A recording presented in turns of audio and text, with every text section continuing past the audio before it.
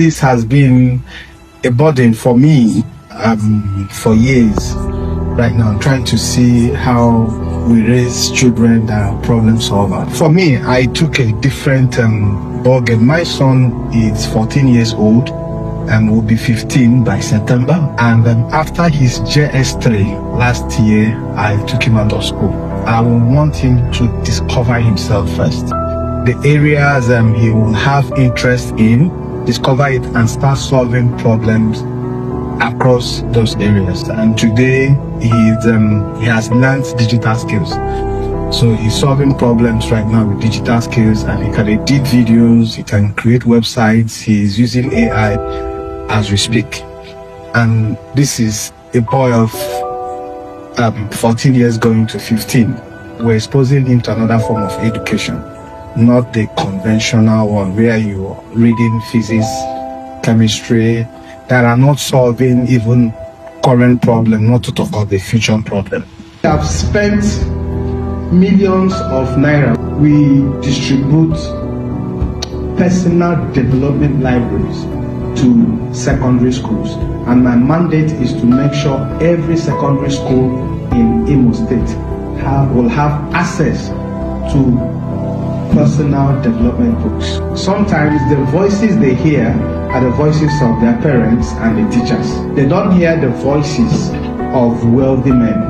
They read the end.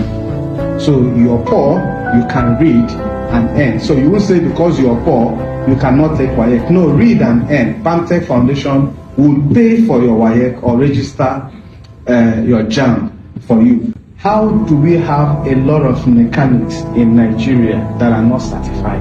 When the MBTE program came on board, I embraced it.